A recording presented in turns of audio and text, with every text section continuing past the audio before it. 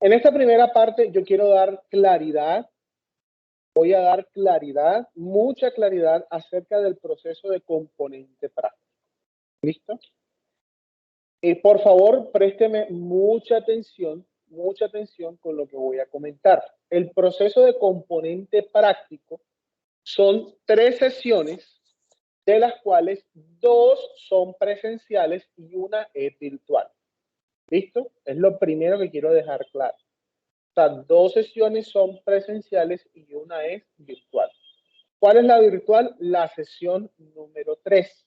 La tercera sesión es la sesión virtual, que es circuitos combinacionales y lógica digital. ¿Listo?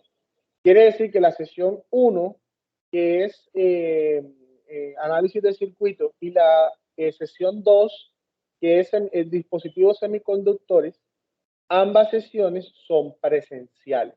¿Listo? Eso es lo primero que quiero dejar claro. La tercera sesión para todos los grupos, todos los estudiantes, es virtual. ¿Listo? Ok. Segundo, actualmente solamente aparecen ofertados laboratorios en los sitios donde hay tutor contratado. ¿Ok? O sea, solamente donde hay tutor contratado es donde está ofertado el componente práctico. En el periodo 16-2, o sea, en marzo, va a haber contratación de tutores y se van a abrir más sitios del componente práctico. ¿Ya? Pero en este momento solo hay componente práctico donde hay tutor contratado. Entonces, por eso hay unas sesiones que se van a hacer en abril, mayo, porque en marzo van a entrar un equipo de tutores y van a hacer esas sesiones. ¿Listo? Yo quiero dejar eso claro. Entonces, por lo menos, si no estoy mal, creo que en el CIAT de Valledupar, por ejemplo, no aparece para escribirse porque no hay tutor para hacer la práctica, pero está proyectado para el 16-2 esa contratación. Yo ahora mismo no les puedo dar seguridad a ustedes dónde va a haber componente y dónde no va a haber, porque todo depende de que la universidad haga la respectiva contratación. ¿Sí? Entonces, quiero dejar eso claro. Yo pudiera solicitarle a la escuela un listado de posibles sedes donde se va a abrir el laboratorio. ¿Sí? Yo pudiera hacer eso y yo pudiera compartírselas a ustedes, pero tengo que hacer la solicitud. La solicitud ya yo la hice, de hecho estoy esperando que la escuela me dé respuesta. Entonces, así está la situación. Mi recomendación es, en lo posible, inscríbase donde más cerca lo tenga y haga el componente práctico. ¿Listo? ¿Ok? Listo. Entonces, bueno, sobre el simulador, yo les voy a enviar, al parecer el problema fue generalizado, están molestando para poder descargarse. Entonces, se les va a mandar nuevamente el enlace para hacer la descarga. ¿Listo? Eso va a ser a primera hora de mañana. Entonces, yo quiero dejar eso claro. Si usted por temas laborales, laborales usted no puede asistir a la práctica, entonces hay una dificultad porque cuando usted firma el acta de matrícula y es estudiante de ingeniería, usted se compromete a asistir a las sesiones de componente práctico. Sí, Andrea, está bien esa fecha. ¿Listo? Entonces, cuando un estudiante no puede asistir por temas laborales, entonces la universidad, o sea, nosotros no podemos, como le digo, colocarle la nota completa al componente si usted no asistió. Usted lo que puede hacer es hacer la práctica virtual y con eso a lo máximo recupera el 30% de la nota. O sea, la práctica virtual vale el 30% del total y todos pueden hacer la práctica virtual. ¿Sí? Otra opción que yo les doy es que traten de ir todos a la primera sesión y con el grupo de trabajo de componente práctico acuerden los que no pueden ir a la segunda, que van a hacer el informe. Entonces, igual presentan el informe final. Esa es otra opción que ustedes pueden hacer. Pero para poder hacer esa opción tendrían que ir a la primera sesión, formar los grupos de trabajo de laboratorio y después llegar dentro del grupo de trabajo a los acuerdos. ¿Sí? ¿Por qué? Porque el grupo de trabajo de componente práctico usted lo va a saber allá en la sede. ¿Sí? Allá en la sede. Cuando le toque el componente práctico. ¿Listo? Entonces quiero, por favor, dejar eso en claro. Entonces, bien que está bien. Tenita, mano. Entonces voy a repetir otra vez, por favor, los micrófonos. Ingeniero, qué pena interrumpirlo, es que tenemos micrófonos abiertos. Quería pedirles el favor a los estudiantes que tienen abierto el micrófono que lo cierren. Los micrófonos, tengamos un poquito de cultura con ese tema. Eso, muchas gracias. Muchas gracias, queridos estudiantes. Ya estamos acostumbrados. Ya estamos acostumbrados a este tema de la virtualidad. Entonces, por educación, lo posible hay que apagar los micrófonos. Entonces, quiero dejar ese tema muy en claro. No se oferta bajo ninguna circunstancia componente práctico en el 100% de la ruta virtual. No se puede hacer. Eso se hizo en el contexto de la pandemia, pero solo en el contexto de la pandemia. En este momento, tenemos cuidados, tenemos todavía temas de vacunación por cumplir. O sea, ya toda la presencialidad está permitida. Ya quiero dejar eso claro. Es decir, que solo es virtual la tercera sesión. ¿Sí? Solamente es virtual la tercera sesión. ¿Listo? Te repito esa parte otra vez. Solamente es Perdón, virtual profesor. la tercera sesión. Solamente es virtual la tercera sesión, pero nos están invitando a virtual la primera sesión, que es la de este sábado.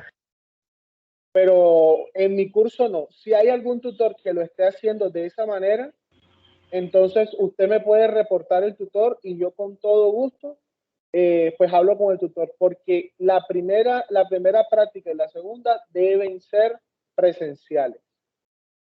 ¿Sí? Aquí tengo correo electrónico del tutor Paulo Andrés Vélez Ángel.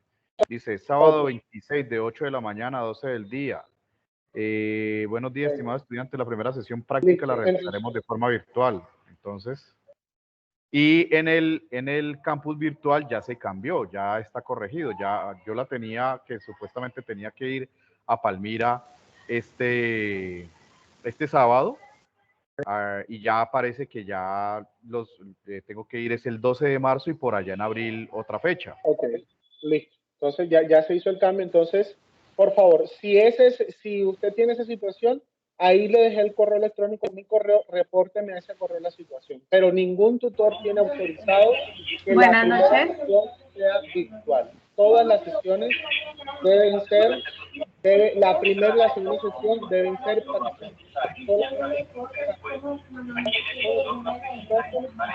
Qué pena, profesor. Ahora sí. Apagados, por favor. Por favor, los micrófonos apagados. ¿Sí? Entonces, por favor, el profesor Edgar, colabóreme, por favor, silenciando los micrófonos, le agradezco. Sí, señor. Sí, ya silencié un par, entonces tranquilo, yo sigo. Ingeniero, trato de mencionar las personas que tienen mano levantada para que por favor usted les pueda tomar la pregunta. Sí, pero lo que pasa es que la web no es de componente Ok, práctico. sí. No quiero Okay. que nos tardemos una hora en eso. O sea, quiero que, repito, voy a dejar eso muy claro. La primera y la segunda sesión son presenciales. La tercera sesión es virtual. La sesión virtual vale el 30% de la nota. Si usted no puede hacer las sesiones presenciales, entonces usted solamente puede recuperar el 30% de la nota, porque son los lineamientos cuando usted se matricula en un programa de ingeniería. Usted debe asistir a componentes prácticos presenciales. Por otro lado, buenas noches, profesor. Profesor, yo tengo una duda. No he terminado de hablar. ¿Será que puedo terminar de darle información? Yo termino de dar la información y yo con todo gusto te doy el espacio para que puedas expresar la duda. ¿Listo? Entonces, listo. Entonces, segundo, voy a repetir esa parte. A mediados o finales de marzo se van a abrir más sedes de componente práctico con los tutores que se van a contratar para ese periodo. Se van a contratar tutores y esos tutores, ¿sí?, van a atender componentes prácticos. Entonces es probable que la oferta de componentes se va a ampliar. ¿Listo? yo solicité un listado de las posibles sedes que se van a abrir para compartirlas. ¿Listo? Entonces, cuando yo tenga ese listado por el correo interno del curso, se lo voy a compartir. ¿Listo? Entonces, eso es lo que quería comentar. La opción que les doy es que traten de ir todos a la primera sesión presencial y los que por motivos laborales no puedan ir a la segunda, acuerden con el grupo de trabajo para hacer los trabajos, o sea, para hacer, para ayudar a construir el informe y aportar, porque ustedes a la final van a entregar informes por grupos de trabajo de 5, los que vayan al componente práctico. ¿Listo? Ahora sí, Profesor, por favor. permiso, Diga. buenas noches. Es que tengo profe, lo que pasa es que a mí me sale el laboratorio un día completo, serían las 2 secciones el 30 de abril. Yo veo que el trabajo hay que entregarlo el 7 de mayo, el laboratorio, ¿sí? Entonces me preocupa si según son 3 secciones y está las 2 primeras, hay que hacerlas presenciales y me llegan, si son el 30 de abril. Entonces, la tercera sección, ¿cuál sería?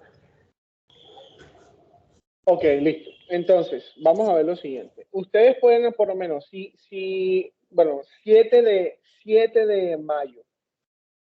No, yo no tengo esa, yo creería que pudiera ser unos días más. Yo creería que se puede extender hasta el 15 de mayo. ¿Sí?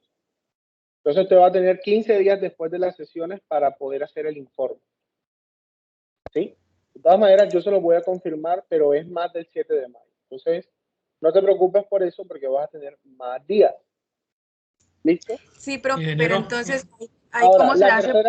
La tercera sesión, como es virtual, puede ser 3 o 4 días después de ese día y se puede hacer en una llamada como esta. Como es virtual, eso es por webconferencia. ¿Sí? O incluso puede ser antes de esas sesiones del 30 de abril. Entonces, en ese sentido no hay problema. O sea, la tercera sesión es virtual. Ya se va a hacer por esta plataforma. Y se hace la práctica por simulador en el mismo grupo de trabajo de la sesión presencial. ¿Listo? Entonces, miren, vamos a hacer lo siguiente. Entonces, la respuesta de la compañera no va a ser hasta el 7 de mayo. Se van a dar más días para entregar el informe. ¿Listo? Eso es lo primero. Se van a dar más días. Y lo segundo, la sesión virtual es una sesión con los mismos grupos de presencial, ¿sí? Con los mismos grupos de presencial, y es virtual, se hace por Teams y se usa simulador. ¿Listo?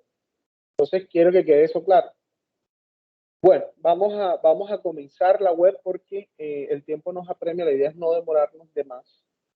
Yo voy a empezar a compartir mi pantalla. Voy a compartir mi pantalla. Compartir pantalla, disculpe. Listo, me confirma si ya está viendo mi pantalla, por favor. Sí, señor. ¿Me confirma si está viendo mi pantalla? Sí, señor. Sí, señor. Ok, muchas gracias. Listo. Sí, señor. Bueno, vamos a ver. Listo, entonces. La siguiente webconferencia hace alusión a la tarea 1, unidad 1, que es análisis de circuitos resistivos. En el día de hoy vamos a hacer una exposición detallada de las temáticas de esta tarea. Es importante resaltar, mis queridos estudiantes, de que usted esta webconferencia debe complementarla con las lecturas, ¿sí? Con las lecturas propuestas para esta tarea y con las jornadas CIPAS que los tutores van a invitarlos a ustedes para hacer esta webconferencia. ¿Listo? Ok, temas a tratar, ley de Ohm, circuitos resistivos, leyes de Kirchhoff y preguntas.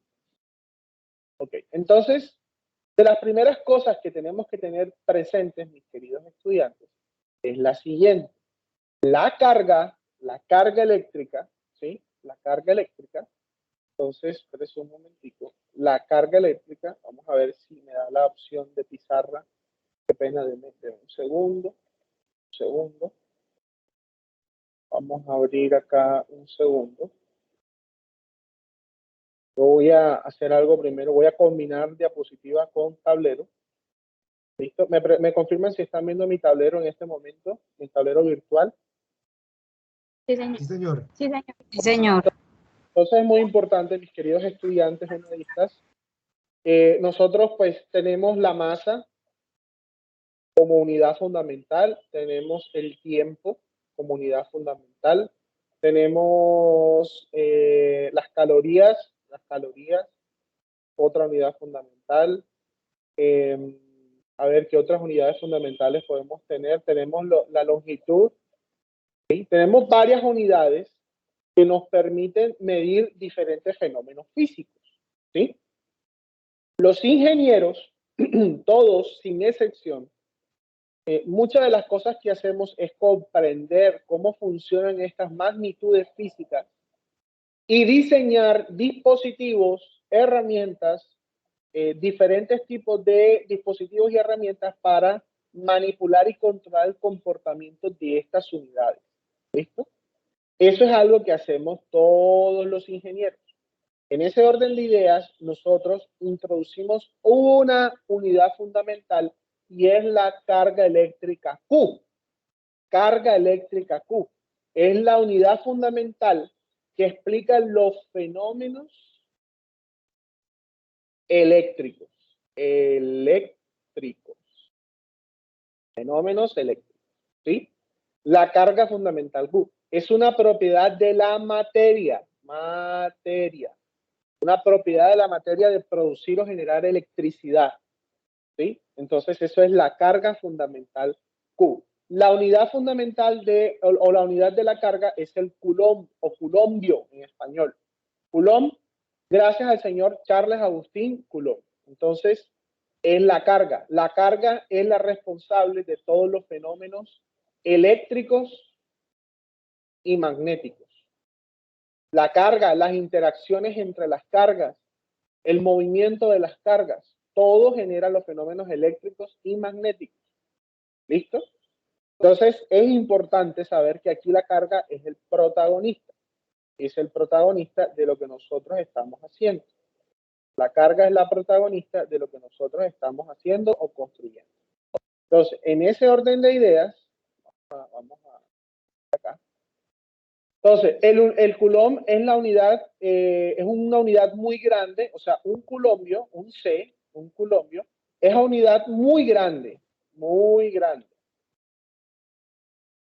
¿Por qué? Porque de hecho, la carga del electrón es 1,602 por 10 a la menos 19 coulombios. ¿Sí? ¿Sí? Recordemos que los núcleos atómicos están compuestos por protones, neutrones, ¿sí? Y recordemos que en la capa exterior de los átomos está compuesta por una nube de electrones. ¿Sí? ¿Sí? Recordemos que es una nube de electrones, no es un electrón fijo, sino es una nube de electrones. ¿Listo? Entonces, la carga eléctrica de un solo electrón es 1,602 por 10 a la menos 19 coulombios. Eso es una unidad bastante pequeña. ¿Eso qué quiere decir? Quiere decir que en un solo coulombio hay demasiada carga de electrones. ¿Listo? ¿Hasta ahí hay claridad? ¿Hay alguna pregunta o alguna duda hasta ahí, apreciados estudiantes? ¿Está claro el concepto hasta el momento? ¿Me escuchan? Sí, señora, hasta el momento está claro. Ah, está listo. Sí, señor. Entonces, estamos sentando las bases preliminares. Ustedes como ingenieros deben saber qué es el coulombio, la naturaleza de la carga. O sea, yo les aconsejo que hagan las lecturas porque estudiar un curso de física es leer, es tratar de entender el fenómeno y posteriormente ejercitamos ese entendimiento con unos ejercicios de aplicación. ¿Listo? Ok. Entonces, normalmente a nivel experimental no se trabaja con cargas en el orden de los coulomb, sino que se trabaja con cargas en el orden de los picocoulomb, nanocoulomb o microcoulomb. Recordemos que pico con P minúscula es 10 a la menos 12, que nano es 10 a la menos 10 a la menos 9 y que micro es 10 a la menos 6. Y después viene mili, M minúscula, que es 10 a la menos 3. ¿Sí? Son prefijos de unidad, o sea que cuando hablamos de 10 nanocoulombios, estamos hablando de 10 por 10 a la menos 19 coulombios. Este nano indica que es 10 a la menos 19. ¿Sí? Esto tiene que estar claro para todos y deberíamos estar familiarizados con eso. De hecho, en la bibliografía propuesta, eso lo explican y es muy importante que usted como ingeniero lo sepa. De acuerdo con observaciones experimentales, las únicas cargas que ocurren en la naturaleza son múltiplos enteros de la carga del electrón. ¿Sí? Es que el electrón, mis queridos estudiantes, es el responsable de la electricidad. De ahí viene, ¿sí? De hecho, viene de ahí, del electrón. La electricidad es gracias a este amigo, el electrón. Entonces, gracias al flujo de electrones es que nosotros disfrutamos de la electricidad. Entonces, en la naturaleza, las cargas vienen como múltiplos de la carga del electrón, que es menos 1.602 por 10 a la menos 19 coulombios. ¿Listo? Una tercera observación. La ley de la conservación de la carga establece que la carga no puede ser creada ni destruida, solo transferida. ¿Sí? O sea, la carga no puede ser creada ni destruida, solamente se transfiere. ¿Sí? Así, la suma algebraica de las cargas eléctricas en un sistema no cambia. ¿Listo? Son tres conceptos fundamentales. ¿Listo? Entonces, a partir del concepto de carga viene el concepto de corriente eléctrica. Se denota con la letra I. I es corriente eléctrica. ¿Cómo sería corriente en inglés, queridos estudiantes unadistas que sé que tienen altas competencias en bilingüismo? ¿Cómo sería corriente en inglés? Current. Current, correcto. Entonces, I es la corriente eléctrica. Matemáticamente, I se define como la variación de la carga con respecto al tiempo. ¿Ya? Así se define, la variación de la carga con respecto al tiempo. O sea, cuando hay un flujo de carga o un movimiento de cargas, estas son cargas negativas. Cuando estas cargas negativas se están moviendo a través de un conductor, se habla que hay una corriente eléctrica. Es decir, solamente hay corriente eléctrica si hay movimiento de carga. Si las cargas están en reposo, se dice que la corriente es igual a cero. ¿Ya? Pero cuando hay movimiento de carga, ahí hay corriente eléctrica. ¿Sí? De hecho, para saber la carga en un conductor, uno integra la corriente por el diferencial del tiempo desde un tiempo inicial hasta un tiempo final. ¿Ya? Entonces, viéndolo desde el punto de vista integral, desde el punto de vista diferencial, la definición de corriente es la variación de la carga con respecto al tiempo. Entonces, eso es la corriente. La corriente se mide en amperios o amperes. Y un amperio se define en un coulombio sobre un segundo. ¿Listo? Perdón, sobre segundo. Un amperio es coulombio sobre segundo.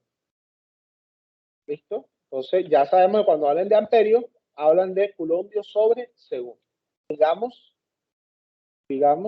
¿ok?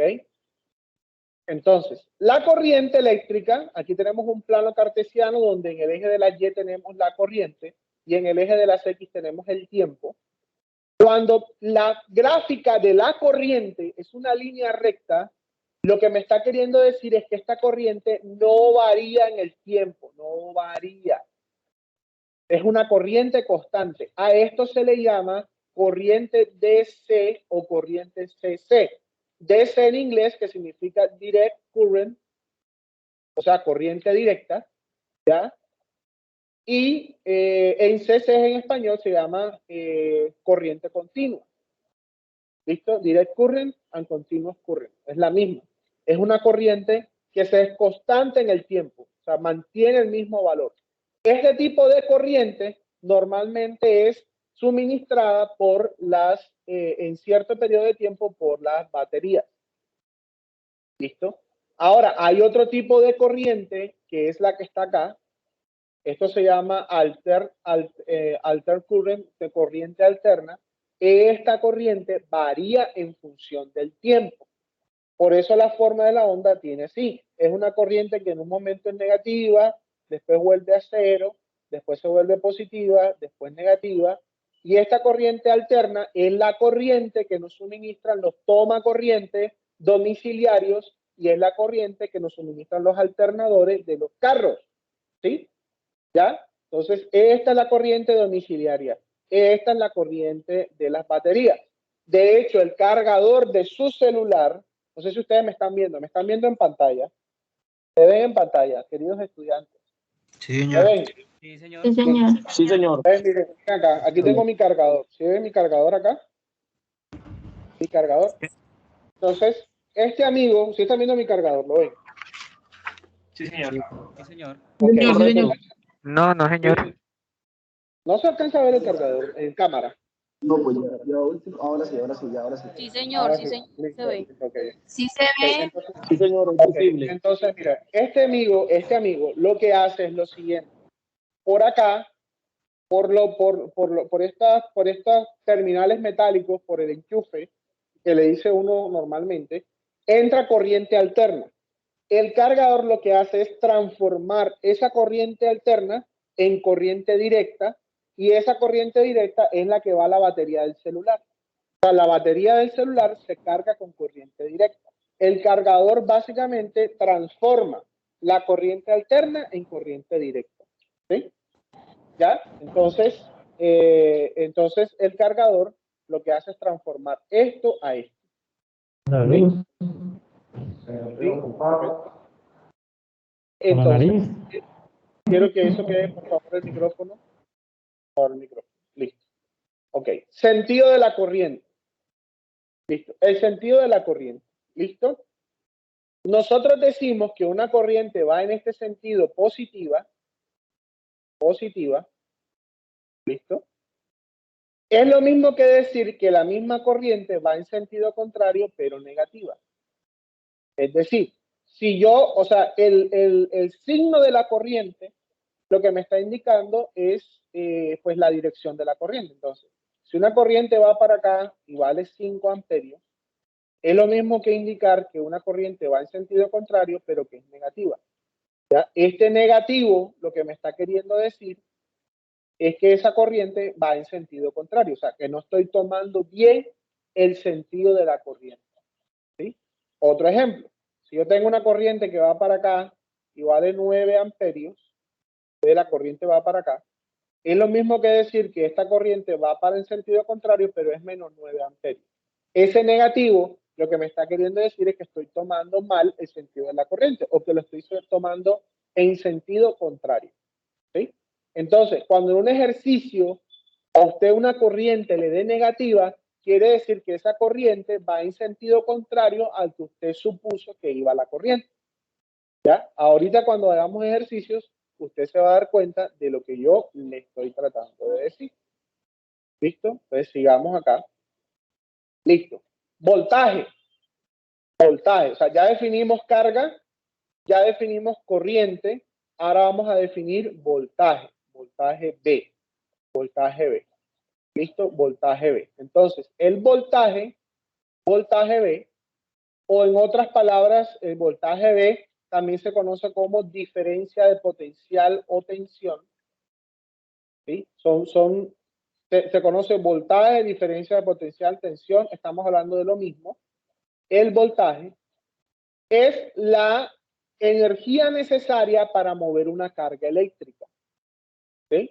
Es la energía o la diferencia de energía necesaria para mover una carga. O sea, yo tengo una carga y yo quiero moverla, entonces yo tengo que aplicar un voltaje. O sea, tengo que usar una energía para poder mover este voltaje desde un punto hasta otro punto. ¿Ya? Entonces, el voltaje se define como la variación del trabajo con respecto al tiempo. ¿Ya? Trabajo con respecto al tiempo. ¿Ya? Entonces, un julio o joules sobre coulombio es un voltio. ¿Listo? Entonces, las baterías o las fuentes de voltaje, las baterías lo que están haciendo es tratando de mover las cargas en el conductor. ¿Listo? Entonces, aquí por lo menos tenemos una representación, tenemos un punto A y un punto B. Entonces, se dice que entre este punto A y este punto B hay un voltaje de A a B. ¿Sí? Entonces, por lo menos acá en un ejemplo, tenemos este punto A y este punto B. Entonces, hay un voltaje de 9 voltios entre un punto y otro. Siempre para especificar un voltaje se toma como referencia un punto y otro punto. ¿Listo? Ahora, este mismo voltaje de 9 voltios, yo lo puedo representar como el punto A negativo y el punto B positivo, pero en vez de ser 9 voltios sería menos 9 voltios. O sea, al igual que la corriente, la orientación correcta o la orientación me indica pues la orientación del voltaje. ¿Sí? Entonces, entre el punto A y el punto B hay 9 voltios. O entre el punto B y el punto A hay menos 9 voltios.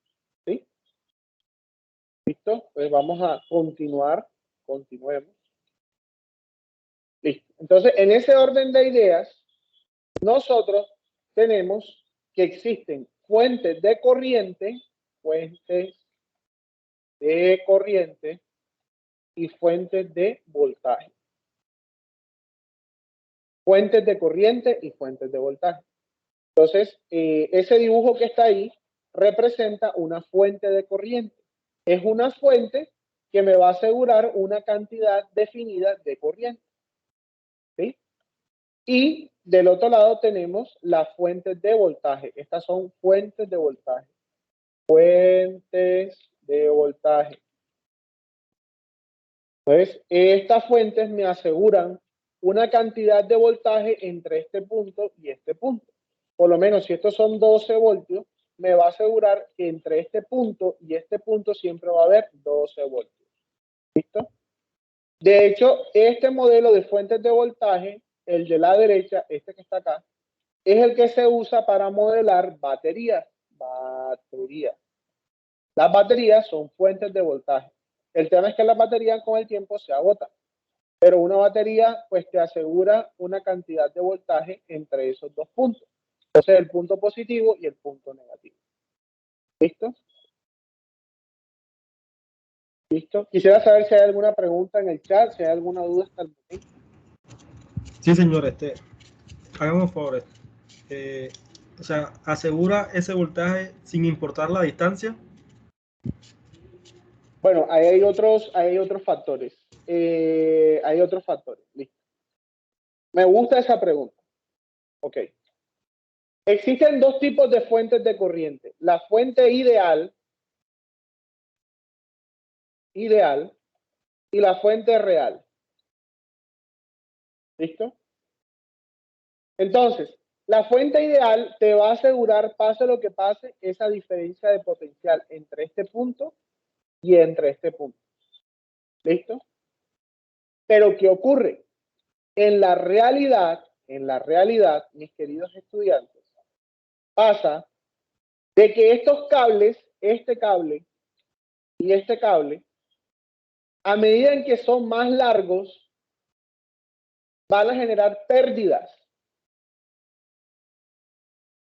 Y esas pérdidas pueden generar que desde este punto acá hasta el punto final donde está el cable, el voltaje no se conserve, sino que una parte se disipe por la resistencia del cable. ¿Sí? Entonces eso es lo que pasa en la realidad. Lo que pasa en la realidad es que el largo del cable que tú usas para conectar puede generar que haya pérdidas en la cantidad de energía que entrega esa fuente. ¿Sí? ¿Ya?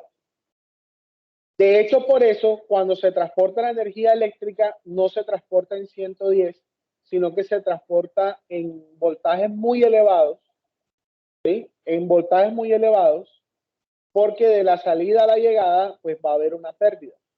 Y por eso el transporte de energía, no sé si usted sabe, hay subestaciones, ¿sí? Hay postes, o sea, todo ese sistema lo que está asegurando, entre muchas otras cosas, es que por lo menos si hubo una caída de tensión, se vuelve y se sube la tensión y vuelve y se sigue transportando. ¿Ya? Porque en la realidad el largo de los cables va a generar pérdidas. Los únicos cables que no generan pérdidas son los cables superconductores. Los superconductores, esos cables no generan pérdidas, pero estos cables son muy costosos porque son cables que tienen que estar enfriados a unas temperaturas muy bajas. Entonces son muy costosos. Existen, se usan, pero son muy costosos. ¿Ya? Los cables de cobre, por muy buenos conductores que sean, generan pérdidas. No sé si respondí a la pregunta del compañero con la explicación que acabo de tener. Sí, señor, muchas gracias. Ok, listo. Okay. Entonces, ¿listo? Ok, entonces, es importante, entonces, entrar a la ley de Ohm. Entonces, yo aquí voy a regresar acá. Listo, ley de Ohm. Entonces, ya definimos corriente, ya definimos voltaje, ahora falta la resistencia R. La resistencia R o resistencia eléctrica se define como Rho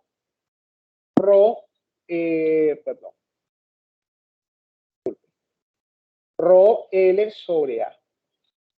Rho L sobre A. Eso se llama resistencia eléctrica. La resistencia eléctrica es la propiedad de los materiales de oponerse a la corriente. Oponerse a la corriente. Oponerse a la corriente. ¿Y qué es esto? Rho es la resistividad. Resistividad. L es la longitud y A es el área. Entonces, para que se entienda mejor, esto que yo estoy acá tratando de esbozar, si yo tengo, digamos que tengo un material de forma cilíndrica, ¿listo? Este material, L es la longitud del material, A es el área transversal del material, y Rho depende del tipo de material. Entonces, para saber la resistencia, yo necesito saber cuánto vale L, cuánto vale el área y de qué material está hecho. Entonces, en ese orden de ideas, yo les voy a hacer una pregunta. Mucha atención. Si Rho es la resistividad del material, si yo tengo un aislante y un conductor, ¿cuál Rho será mayor? ¿El del aislante o el del conductor? El del aislante. El del aislante, correcto. Claro, obvio. Claro que sí, sí, señor. Claro. ¿Por qué? Porque la resistividad es una propiedad del material de oponerse al paso de la corriente. Entonces, la resistividad en los aislantes es mucho más alta que en los conductores. Los conductores tienen resistividad baja. Ojo, baja. ¿Ya? Los únicos materiales que tienen resistividad nula son los conductores perfectos o los superconductores. Solamente ellos tienen resistividad cero. Pero los buenos conductores tienen resistividad baja. Dígame, ¿alguien iba a decir algo? Sí, señor. ¿Se acuerdan que creo que física dijo que si uno asistía a las tipas que después tomaban los puntos y eso? Pues por la asistencia, sino obviamente vamos a estar conectados y escuchar, No, pero como estamos en una web conferencia, en la web conferencia, pues en las web conferencias no se asignan puntos. ¿Ya? Los CIPAS, si el tutor encargado del CIPA considera que el estudiante merece una apreciativa, él puede hacerlo. Pero en las web conferencias como tales no se asignan puntos. Okay. Vamos a continuar, vamos a seguir. ¿Listo? Entonces tenemos, por favor, apague el micrófono, que se escucha un televisor de fondo. Por favor. Se escucha un televisor de fondo. Se escucha un televisor, por favor, apágueme el micrófono. Okay.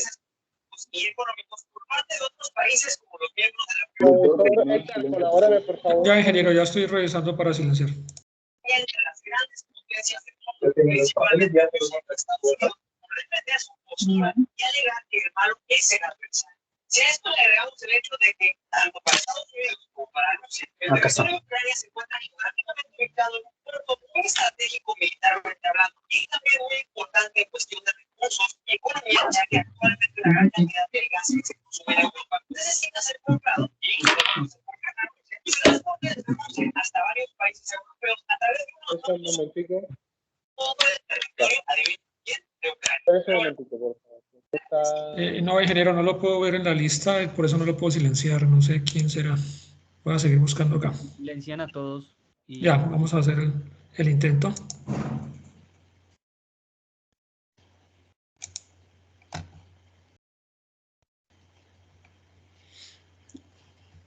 Ingeniero, ¿usted me escucha?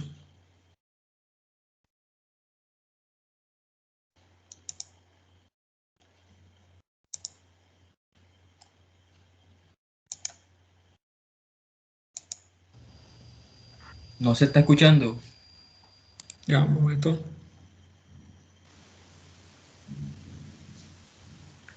Ingeniero, no tiene, como silenciamos a todos, su micrófono está apagado.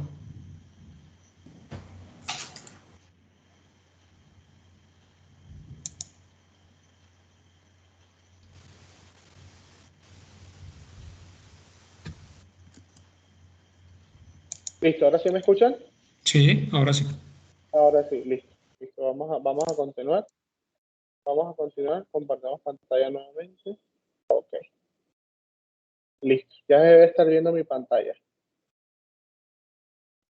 Ya se debe estar viendo la pantalla. Sí, ya se ve. Ok, listo. Sí, señor, ya se ve.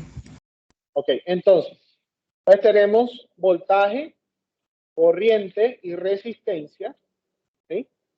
Voltaje, repito otra vez, es la diferencia de energía o potencial que se necesita para mover las cargas. La corriente es el movimiento de esas cargas o el flujo de esas cargas.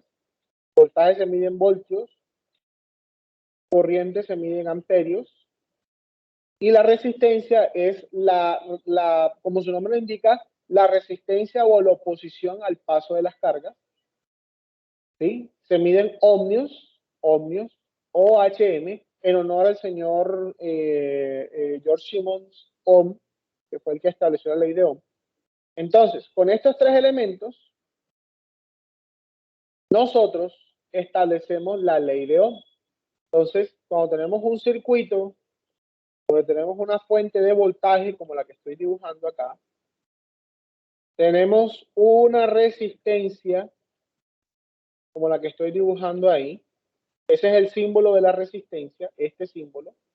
Y tenemos una fuente B, una resistencia R, y tenemos una corriente eléctrica que pasa por este conductor I. Entonces se dice que el voltaje va a ser igual a la corriente por la resistencia. Y esta ecuación se llama ley de Ohm. ¿Listo? Este es el circuito más elemental que hay. ¿Sí? Una fuente de voltaje, una resistencia y una corriente. Entonces, el voltaje va a ser igual a la corriente por la resistencia. Yo aquí puedo despejar, yo puedo decir entonces, bueno, la corriente es igual entonces a voltaje sobre resistencia. Y sí, es cierto. También puedo decir entonces que la resistencia va a ser igual al voltaje sobre la corriente. También es verdad. Ojo, esto es válido solo para una resistencia. ¿Listo? Para una resistencia. ¿Sí? Es la ley de Ohm. De aquí también sale una tercera unidad y es la potencia eléctrica. La potencia eléctrica es la cantidad de energía por tiempo que suministra una fuente. Y la energía eléctrica se define, la potencia eléctrica se define en voltaje por corriente. ¿Ya? Voltaje por corriente es potencia eléctrica. Potencia Profe, eléctrica. ¿puede repetir, por favor, qué es potencia? Potencia eléctrica es, tiene varias definiciones. Una definición de potencia es la cantidad de energía que se entrega por unidad de tiempo. ¿Ya? ¿Ya? O sea, la cantidad de energía que se entrega por unidad de tiempo, eso es potencia eléctrica. Cantidad de energía por unidad de tiempo. Potencia eléctrica. Ahora, esto también, la potencia eléctrica, también es voltaje por corriente. Si nos vamos a la definición eléctrica, ¿ya? También se define como voltaje por corriente. ¿Sí? ¿Ya? Que de hecho es lo que nos cobran en los recibos de luz. Nos cobran el kilovatio hora y la potencia se mide en vatios, watts. ¿Listo? De todas maneras, yo los invito a que en la bibliografía amplíen este concepto. ¿Ya? Amplíen el concepto de potencia. Yo les doy como un esbozo inicial. Entonces, ahí está la ley de Ohm. La ley de Ohm. Entonces, un circuito eléctrico, mis queridos estudiantes, que es donde yo quería llegar, es una serie de elementos conectados entre sí. Por ejemplo, aquí hay un circuito eléctrico, repito, el más sencillo del mundo. Ahí está. Este es el más sencillo del mundo. Con una fuente de voltaje, una resistencia y una corriente. La corriente puede fluir porque hay un lazo, un camino donde ella puede salir y regresar. O sea, este camino que está acá, al final, se supone que es un conductor. Entonces, por acá sale una corriente eléctrica, sigue por acá su camino, sigue por acá y regresa a la fuente. Tiene que haber un circuito cerrado para que esa corriente fluya. Si yo tomo aquí y rompo el cable o lo abro, aquí la corriente no va a poder fluir. O sea, acá llegan los electrones y no fluye. O sea, no pueden pasar. No hay flujo de corriente. Entonces, cuando yo abro el conductor, se dice que la corriente es cero. A eso se le llama circuito abierto. ¿Ya? Cuando yo tomo un circuito y lo abro. ¿Listo? Hay voltaje, sí, entre este punto y este punto sigue existiendo algo que se llama diferencia de potencial. ¿Ya? Sigue existiendo la diferencia de potencial. Pero como yo no puedo completar un camino, la corriente no se va a dar porque para que exista corriente debe haber un camino. ¿Sí? Esto es lo equivalente a si yo tengo un cable conectado que está alumbrando el abanico. ¿Ya? Yo aquí tengo mi cable, un cable conectado que está alumbrando el abanico. Entonces, si yo cojo el cable y lo corto, pues el abanico se apaga. ¿Por qué se apaga el abanico? Porque yo corté el flujo de corriente y ese abanico pues no está energizado, entonces no funciona. ¿Sí? Profe, una pregunta. Claro que sí. ¿Sería lo mismo que un interruptor con un bombillo? Porque cuando, digamos, el interruptor se apaga, no fluye corriente. Cuando está prendido, fluye corriente el bombillo. Es correcto. Sí, de hecho, sí. Entonces, supongamos que aquí la fuente domiciliaria, vamos a representarla así. La fuente domiciliaria, tiene acá nuestro voltaje de fuente domiciliaria, y yo establezco un circuito eléctrico. Aquí yo tengo un interruptor, y aquí tengo un bombillo. El bombillo se modela como una resistencia. De hecho, los bombillos tradicionales se modelan como una resistencia que cuando se aumenta la temperatura empiezan a emitir luz, ¿sí? Empiezan a emitir fotones. Entonces, si yo tengo el switch abierto, como decía la compañera, pues no hay flujo de corriente y el bombillo no se prende. Pero cuando yo cierro el switch, cuando yo lo cierro, permito el flujo de corriente, se establece la diferencia de potencial, aquí empiezan a fluir electrones y se genera la luz y se emite luz. ¿Sí? Nosotros los switches son dispositivos para permitir o no el paso de corriente. Ya, por eso no es un switch, pero el funcionamiento es parecido. Los fusibles, no sé si ustedes, ¿quién está familiarizado con un fusible? ¿Quién ha visto un fusible alguna vez? Sí, señor. Entonces, sí, señor, los carros. Sí, los fusibles de los carros. Entonces, el fusible es un dispositivo de protección. Entonces, cuando el fusible, cuando la corriente que pasa por el fusible supera cierto valor, el fusible se rompe o se abre y lo que va a aislar es esta parte de esta parte. Y con eso voy a proteger la parte que está acá. No voy a permitir que pase una sobretensión que me queme el dispositivo. Entre mejor sea el fusible, es más preciso en el voltaje y la corriente que permite pasar. Entonces son dispositivos de protección. Amor, venga, quiero aprender de esta profe, qué clase pena. tan Eso sería divertida. un aumento de voltaje. ¿El fusible es una protección de aumento de voltaje o de amperaje? De amperaje. De amperaje. Profe, la fuente de poder de los computadores tienen unos fusibles, ¿cierto? Sí, señor. Sí, lo que pasa es que miren, ¿qué pasa muchas veces con las redes domiciliarias, mis queridos estudiantes? Con las redes domiciliarias lo que pasa muchas veces es que a veces hay sobre picos de energía. ¿Por qué puede haber sobre pico de energía? Por un corto, hay un pico, hay una subida dramática de la corriente eléctrica por un corto. Por un rayo y el sistema de puesta a tierra no es totalmente eficiente y se alcanza a colar una sobrecorriente en el sistema. ¿Sí? O sea, hay muchos factores que pueden generar una sobrecarga de corriente en un dispositivo y los fusibles es uno entre muchos sistemas de protección. ¿Ya? Por eso los fusibles vienen en amperios. Entonces un fusible de 2 amperios en teoría no me va a permitir pasar más allá de 2 amperios de corriente. ¿Sí?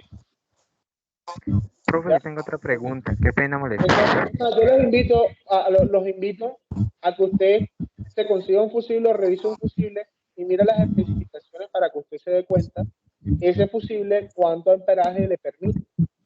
¿Sí? Profe, tengo una pregunta. Si yo de mis redes domiciliarias en teoría serían 110, o sea, ¿cuánto amperaje estaría pasando en una red domiciliaria? Bueno, eso es de la unidad 2. En la unidad 2 vamos a hablar un poquito de eso, pero te voy a adelantar lo siguiente. Tú tienes un transformador, un transformador cerca de tu red domiciliaria, ¿sí?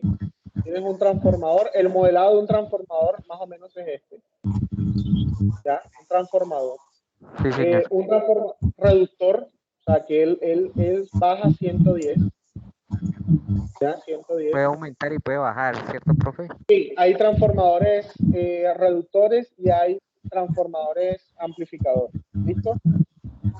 ¿Listo? Pero ¿qué es lo que pasa?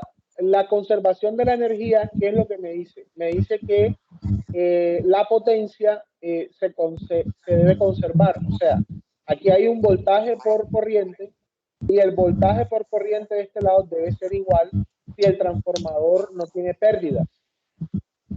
Entonces, si yo aquí tengo un voltaje por corriente y yo de este lado disminuyo el voltaje, la corriente disponible me va a subir. Ok, entonces esta parte va a entregar menos voltaje, pero va a poder entregar más corriente. ¿De qué depende esa demanda de corriente? De la demanda de dispositivos de la casa. ¿Sí? No sé si, o sea, si yo, entre más dispositivos tenga yo conectado a mi red domiciliaria, ¿sí? Todos los dispositivos van a trabajar con 110 voltios, con el mismo voltaje. Pero la demanda de corriente de cada dispositivo va a ir sumando, va a ir sumando, va a ir sumando, va a ir sumando. Entonces, si bien yo estoy entregando 110 voltios, siempre, la cantidad de corriente sí va a variar dependiendo de la cantidad de dispositivos que yo tengo conectados en mi casa. Entonces, si tengo un solo dispositivo, voy a necesitar más corriente o necesito menos corriente. O más bien, repito la pregunta. Repito la pregunta. Repito la pregunta. La voy a hacer mejor, la voy a hacer mejor. Me la hice mal. Listo. ¿Ves? Entonces, mi red domiciliaria me asegura 110 voltios. Hasta ahí vamos bien. ¿Listo? Y yo voy a conectar varios dispositivos a esos 110 voltios. Pero, ¿qué es lo que va a variar? La demanda de corriente. La demanda de corriente. La demanda de corriente. ¿Listo? Entonces, si yo tengo un solo dispositivo de bajo consumo, ese dispositivo va a usar 100. ¿Utilizaría el total? O sea, los 110. Porque a mayor, o sea, con los varios dispositivos en la red domiciliaria habría una pérdida.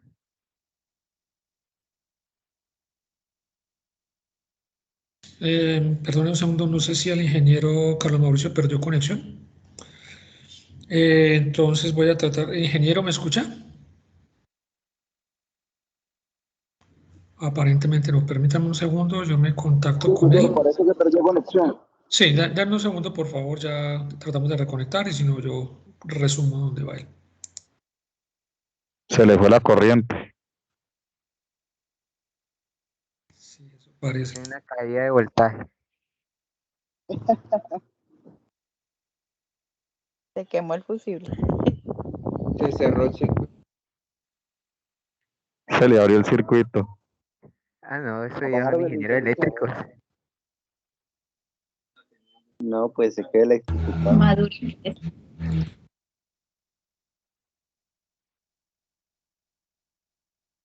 Bueno, entonces mientras él sigue, permítanme, yo tengo la presentación de él, voy a ubicarla y vemos si la podemos compartir mientras él regresa para continuar.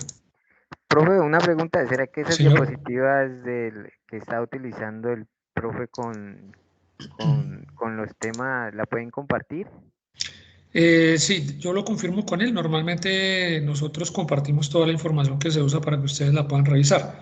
Entonces, tengo que consultar con ellos, con la red, porque normalmente todo lo que produce la red, los documentos necesitan autorización del director de curso para ser compartidos. Pero la idea es que sí pudieran tener la presentación. Bueno, regáleme unos minuticos y ya.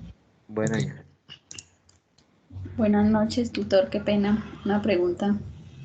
Buenas noches, cuéntame. ¿Nos van a dar como una explicación de la guía de trabajo que tenemos para desarrollar? Pues el objetivo, digamos, de estas sesiones es precisamente abordar los temas desde el punto de vista teórico y luego abordar algunos ejercicios de ejemplo.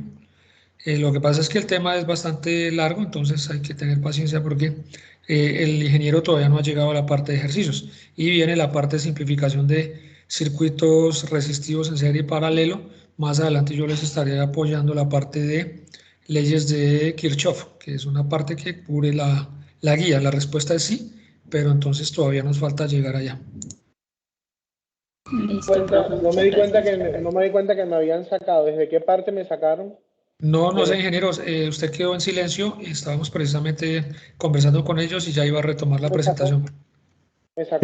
Profesor, estaba hablando sobre el consumo de corriente a los 110. Se le cayó, sí, ahí se le cayó. Listo, entonces vamos a volver a compartir. No sé por qué me sacó. Me es muy extraño que me haya sacado. ¿Me confirman si están viendo mi pantalla en este momento? Sí, señor. Sí, ingeniero, ahí se ve. Entonces, en definitiva, como para no extendernos mucho en esta parte y dejar como la inquietud. A mi casa van a llegar 110 voltios y lo que va a variar es la cantidad de corriente que demanda mi casa. Entre más dispositivos tenga yo conectados, todos estos dispositivos van a trabajar con 110. Pero la cantidad de corriente que van a demandar estos dispositivos, entre más tengan conectados, más corriente necesitan. Y como potencia es igual a voltaje por corriente, entonces la potencia se va a aumentar. Y eso es lo que a mí me cobran, el kilovatio hora. ¿Sí? El kilovatio hora, eso es lo que me cobran. Entonces, entre más dispositivos tenga, más kilovatios necesito para alimentar mi casa y se me sube el consumo. Potencia está medio en watts, ¿no? ¿Vatios? Sí, sí, señor, vatios, sí, señor. Ahora, es importante, en la unidad 2 vamos a hacer una ampliación del tema, donde vamos a hablar un poquito más de corriente alterna. Entonces, ahí hablamos un poquito más de eso. Yo le hablo de abrebocas, pero me interesa más Aló. Alguien tiene el micrófono activado en altavoz. Aló. Ahora sí. ¿Me escuchan? ¿Me escuchan? Sí, señor. Sí, ingeniero Carlos, tengo una pregunta. Sí, señor. Señor. Le habla Edwin Ramírez. Ingeniero, regresándonos a la ley de Ohm, usted nos explicaba que la ley de Ohm es voltaje igual a corriente por resistencia. Sí, señor. Voltaje igual a corriente por... La ley de Ohm... y usted también nos hablaba de que hay dos tipos de corriente. La corriente directa o la corriente continua, que es la misma, y la corriente alterna. Pregunta, ¿la ley de Ohm aplica igual si es corriente directa o si es corriente alterna? Bueno, ahí vamos a tener una situación y es la siguiente. Hay una situación que es importante y es la siguiente. Cuando tú estás trabajando con corriente alterna,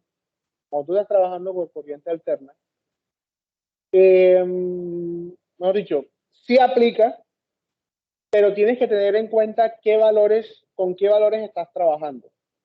Porque cuando trabajas con corriente alterna existe el voltaje promedio, voltaje RMS, voltaje, sí. Entonces tienes que tener en cuenta con qué voltaje estás trabajando. Eso en la unidad 2 lo vamos a ampliar un poquito más. Vamos a explicar qué es voltaje RMS, qué es voltaje pico y voltaje pico a pico. ¿Sí? Porque la corriente alterna pura tiene esta forma. ¿Sí? Entonces, senoidal. Entonces, uno trabaja con unos valores promedio, unos voltajes, unos valores eficaces, o sea, uno trabaja con unos valores, pero entonces tienes que tener en cuenta con qué valor estás trabajando para poder aplicar la ley de Ohm. En voltaje de corriente directa, es decir, no hay problema. Sí, porque por lo menos, digamos que yo tomo aquí un punto en el tiempo y este voltaje es diferente a este voltaje. ¿Sí o no? ¿Ya? Entonces, la resistencia siempre va a tener, la resistencia igual siempre va a tener la misma respuesta. O sea, en ese punto del tiempo, al yo saber la corriente en ese punto específico del tiempo y el valor de la resistencia, puedo conocer el valor de voltaje en ese punto específico del tiempo. Pero a medida que vaya pasando el tiempo, cuando el tiempo transcurra hasta acá, en este punto específico del tiempo, el valor de la corriente es diferente. El valor de la resistencia sigue siendo el mismo, porque la resistencia no varía. ¿Ya? Pero entonces B va a dar diferente. ¿Sí me estoy haciendo entender? No sé si estoy siendo claro. Sí, señor. Es decir, sí es válida, o sea, la ley de con la corriente continua es correcto. Con la corriente alterna no es tan sencillo como ir a multiplicar o ir a dividir dos valores, porque hay variación en el tiempo. Es correcto, hay variación en el tiempo. Gracias. Ingeniero, disculpen, dos cositas para confirmar si se va a tomar asistencia o no. Y pues ya tenemos las 7 de la noche, entonces para avanzar un poquito. Sí, señor. Ya vamos a... Voy a tratar de terminar esta parte. A mí, discúlpenme, este tema me parece muy interesante y de verdad sería muy chévere hacer una webconferencia de 3 horas, pero no es lo ideal y tenemos mucho por qué abarcar. Voy a tratar de terminar mi parte para dejar el espacio al profesor y lo que quede pendiente pues lo ampliamos en los CIPAS, que repito, ya a partir de hoy van a recibir invitaciones para los CIPAS con sus tutores. Voy a cerrar acá esta parte y voy a continuar. Listo. Entonces, vamos aquí a seguir con la presentación. ¿Me confirma si están viendo mi diapositiva, por favor? ¿Me confirma? Señor. Sí, señor.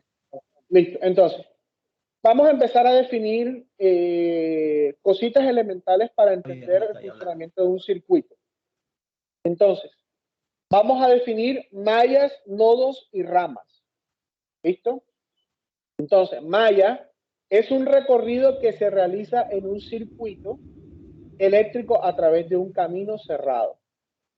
¿Listo? Entonces, Por lo menos aquí tenemos un circuito un poquito más complejo. Y aquí en este circuito, entonces vamos a la definición. Malla se dice que es un recorrido que se realiza en un circuito eléctrico a través de un camino cerrado. Entonces, por lo menos acá, yo me puedo dar cuenta de que tengo 3 mallas, ¿sí? Aproximadamente 3 mallas, porque tengo 3 caminos cerrados. La malla 1, que tiene este camino cerrado, la malla 2, que tiene este camino cerrado, la malla 3, que tiene este camino cerrado. Hay una cuarta malla, que es la malla general. La malla general, pero eso digo que voy a tratar de activar el lápiz. Que tenga. Voy a tratar de activar el lápiz. Listo. Eso. Entonces ahora sí. Listo. Listo. Entonces la malla 1, que es esta. ¿Sí? Hay un camino cerrado porque aquí sale y hay un camino cerrado y regresa. Aquí hay otra malla que es otro camino cerrado. Y aquí hay otra malla que es otro camino cerrado. ¿Sí? Hay más mallas, yo puedo sacar más mallas, yo puedo sacar una malla 4 aquí, porque aquí hay otro camino cerrado, y puedo sacar otra malla 5 acá, que es otro camino cerrado.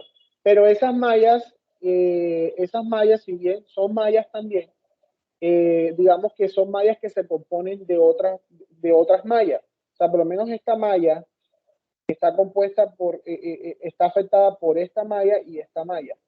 Entonces, para el análisis, uno primero saca las mallas que son, por decirlo de alguna manera, independientes. Entonces, esta malla y esta malla. ¿Sí? Entonces, una malla es un recorrido que se realiza en un camino cerrado. ¿Listo? Entonces, nodo. Entonces, nodo es la unión de 2 o más elementos eléctricos. Entonces, por lo menos tenemos el mismo circuito. Entonces, en los puntos donde se unan 2 o más elementos eléctricos, a eso se le llama nodo. Entonces, yo le pregunto a ustedes, queridos estudiantes, ¿dónde hay nodos en ese circuito? En otras palabras, ¿dónde se unen 2 o más elementos eléctricos? Entre R1, R3 y R2. ¿Dónde conectan las resistencias? Es correcto. Aquí hay un Se nodo. une la resistencia con el voltaje. Ajá, aquí hay otro nodo, muy bien. ¿Y dónde más? Hay 4 nodos. R3 es R2. Debajo de R2. Y R2 con la fuente de voltaje. Es correcto. Entonces, listo. Muy bien. Muy bien. Excelente. Así es. Ahora, este nodo de abajo se le llama nodo de referencia. Nodo de referencia. Normalmente es el que va asociado al negativo de la fuente. ¿Listo? Es el nodo de referencia. ¿Listo? Es el nodo de referencia. Siempre va a haber un nodo de referencia. ¿Sí? Siempre va a haber un nodo de referencia. ¿Listo? Entonces, este nodo de referencia... ¿Con qué? ¿Cómo? ¿Va asociado con qué el nodo de referencia? Lo que pasa es que tanto con el voltaje y con la corriente, uno siempre tiene que asociar un punto de retorno. ¿Listo? Entonces, en este circuito, el punto de retorno más probable es este, porque este es el punto que está asociado al negativo de la fuente. ¿Ya? Como esto es una ¿Siempre va a fuente... ser el negativo, profesor? Qué pena. Siempre se trata de asociar al negativo de la fuente. Sí, correcto. De pronto, en circuitos más complejos o en circuitos más amplios, toca uno escoger el nodo de referencia. ¿Ya? Pero normalmente se asocia al negativo de la tierra, al negativo de la fuente y se toma como el nodo de referencia. Por eso es que en el software no calcula la resistencia si uno no coloca ese nodo de referencia, ingeniero. Es correcto. Porque a mí me pasó. Yo simulé el ejercicio de las resistencias, el mixto, y cuando le coloqué el multímetro y fui a calcular la resistencia equivalente, me solicitó que tenía que colocarle el nodo de referencia, un punto tierra, en el Circuit Maker. Sí, porque el simulador lo que hace es que para calcular la resistencia equivalente aplica un pequeño voltaje y saca la resistencia con el voltaje y la corriente entre esos puntos. Entonces, necesita especificarle la referencia para que él pueda aplicar ese voltaje. ¿Ya? Entonces, se habla de que el nodo de referencia va conectado al negativo de la fuente y se toma como GND o tierra. O sea, es el punto de retorno, por decirlo de alguna manera, el punto de regreso de la corriente. ¿Ya? Por eso es que nosotros trabajamos con Muchas gracias, ingeniero. ¿Sí? Trabajamos con un enchufe que tiene dos líneas. Entonces se supone que por una sale y por otra regresa. ¿Sí? ¿Listo? Vamos a continuar. Vamos a seguir. ¿Listo? Rama es la unión de dos elementos que se encuentran entre dos nodos. Entonces, estos son ramas. ¿Sí? Los elementos que se encuentran entre dos nodos. Entonces, aquí una rama, otra rama y otra rama. Esto también sería una rama, pero como el nodo de referencia muchas veces no se tiene en cuenta para sacar las ecuaciones, ahora un ejercicio usted lo va a ver más presente. Circuito serie es un circuito donde solo existe un camino para la corriente desde la fuente suministrada de energía a través de todos los elementos del circuito. Entonces vamos a ver. ¿Qué es un circuito serie? Un circuito serie es un circuito, obviamente es un circuito cerrado, son elementos que están uno seguido del otro, pero que entre ellos no hay elementos. Por ejemplo, este elemento está en serie con este elemento, porque están unidos uno seguido del otro, pero entre ellos no hay elementos. Y este elemento está en serie con este porque están unidos uno con el otro sin elementos intermedios. ¿Ese es el principio, el concepto que se conoce como principio final? Como principio final. No, esto es consecuencia de la conservación de la energía. No sé, principio final, nunca lo había escuchado. Sí, donde el principio de un elemento se conecta al final del otro. Que se Sí, correcto. Final. Sí. El principio de un elemento se conecta al final del otro. Correcto. Nunca lo había escuchado de esa manera, pero es correcto lo que estás diciendo. El final de este elemento se conecta al principio del otro y entre ellos no hay elementos intermedios. Si yo tomo aquí y coloco otro elemento, ya no están en serie, porque ya este punto viene a ser un nodo que conecta a otro elemento, entonces no están en serie. ¿Sí? No están en serie. Pero aquí sí están en serie porque el elemento final se conecta con el principio del otro. Y así sigue. O sea, todos estos elementos acá están en serie. Están en serie. En serie también se dice que la corriente, entonces, para todos los elementos es igual. O sea, la corriente aquí es igual aquí y es igual acá. O sea, en un circuito serie, la corriente se conserva. Lo que varía es el voltaje. ¿Ya? Digamos. Entonces aquí hay unas características generales, la intensidad, lo que estaba diciendo, la corriente se conserva. La resistencia equivalente en un circuito serie es la suma de todas las resistencias, o sea, si yo tengo una resistencia acá y tengo otra acá y tengo otra acá y están en serie, yo puedo sumar las tres resistencias y eso me da una sola resistencia equivalente. Resistencia equivalente. ¿Listo? Cuando están en serie se suman. ¿Sí? Sigamos. Aquí hay un ejemplo, aquí hay un circuito serie. Entonces yo aquí tengo pues dos resistencias, una de 5 y una de 15. Yo puedo encontrar una resistencia equivalente que sea igual a 20. Yo puedo tomar acá y reescribir el circuito con una sola resistencia y esta sería de 20. Porque se pueden sumar. Se pueden sumar. Pues, sigamos acá.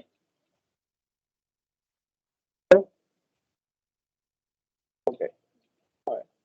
Y un circuito paralelo, míralo acá, circuito paralelo, es un circuito donde se están compartiendo su par de terminales. O sea, la terminal de arriba se comparte con la terminal de arriba de la otra resistencia y la terminal de abajo se comparte con la otra terminal de abajo de la resistencia. Entonces, en este caso, los 4 elementos están en paralelo porque están compartiendo sus terminales superiores y están compartiendo sus terminales inferiores. Cuando esto se da, se dice que está paralelo. De hecho, como están compartiendo sus terminales, se dice que esto es el mismo nodo.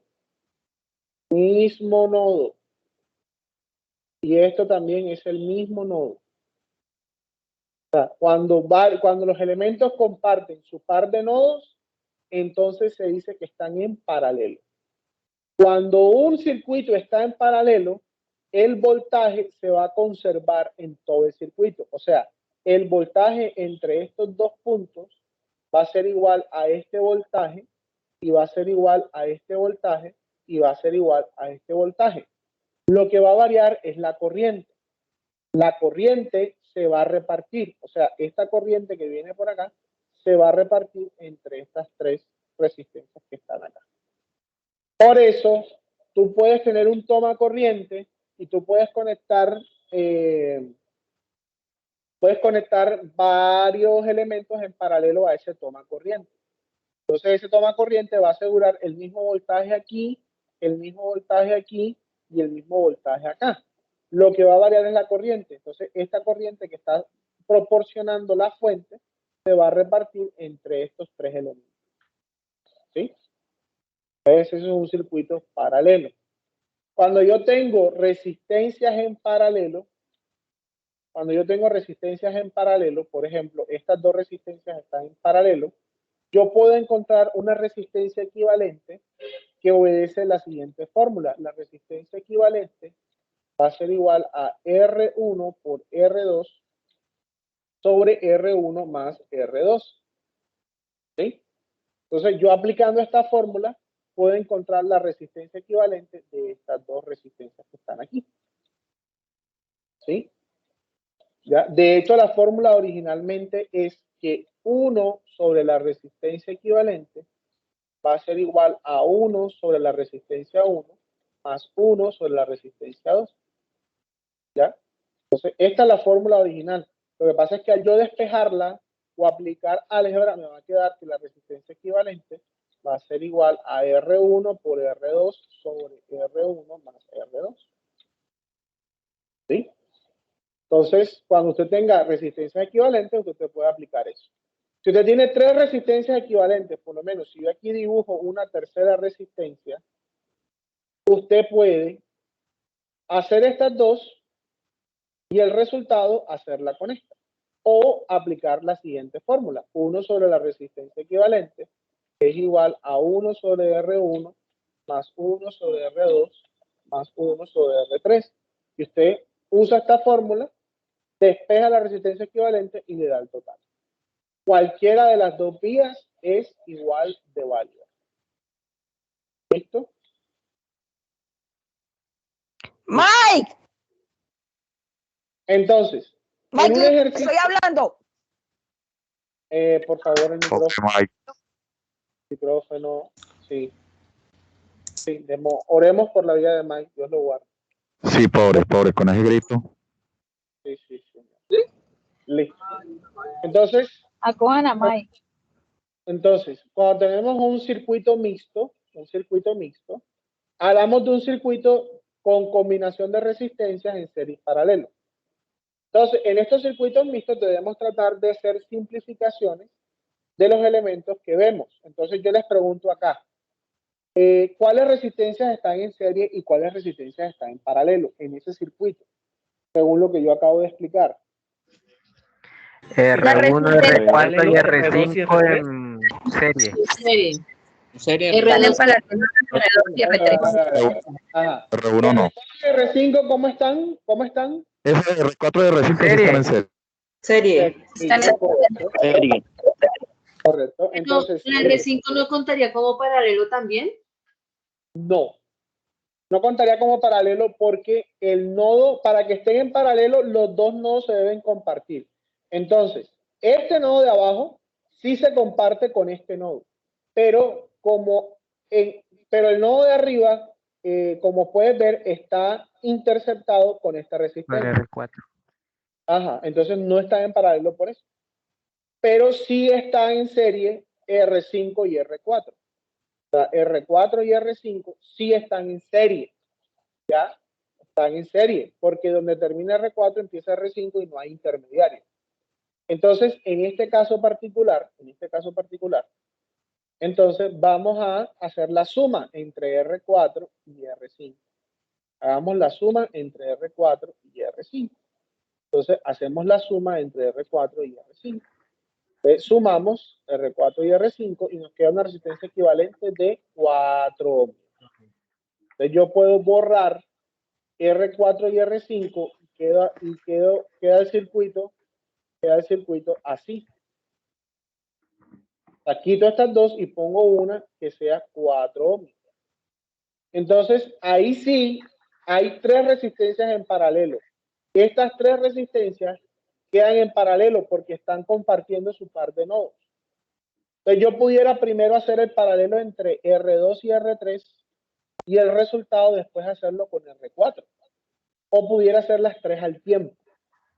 También pudiera hacer las 3 al tiempo. ¿Listo? Entonces, yo pudiera hacer R2. Señor.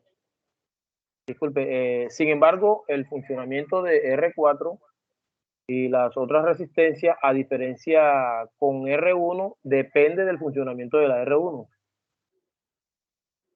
No comprendo bien. ¿Me puedes explicar un poco mejor? O sea que el funcionamiento de las siguientes resistencias después de R1 depende de esa misma, del estado de la R1. Porque si esa se daña o algo, las demás no funcionan. Ah, bueno, sí. Mira, si se diera el caso que por lo menos esta resistencia de acá, ¿qué ocurre? Si esta resistencia de acá, o sea, hay que entender que este circuito, ¿quién le está suministrando energía a ese circuito? ¿Quién le suministra energía a ese circuito, queridos estudiantes? 12 voltios. Claro. Sería 12 voltios. Voltaje Claro, 1. claro, el voltaje 1. Claro, el voltaje 1. Claro, el voltaje 1. Entonces, este voltaje 1 es el que suministra energía al circuito. Entonces, si yo acá, digamos que tomo esta resistencia y la rompo, la quito, le estoy cortando el suministro de corriente a todo este bloque de este circuito. ¿Ya? Lo que está diciendo el compañero. ¿Sí? Entonces, eso es muy importante. ¿Sí? Es muy importante porque la energía, la corriente que sale por acá, tiene que tener por dónde volver y por eso es importante que el circuito esté conectado. Entonces, aquí quedaría una resistencia equivalente de esta parte, pues la quito. Esto ya no está esto acá, de 4 ohmios. Aquí hay un paralelo que sería 4 ohmios por 2 ohmios entre 6 ohmios. Entonces, si yo hago esa operación, me va a quedar pues 8 sextos de ohmio, y eso es lo mismo que decir 4 tercios de ohmio. ¿Sí? Yo lo puedo dejar así expresado como 4 tercios de ohmio. Entonces acá me va a quedar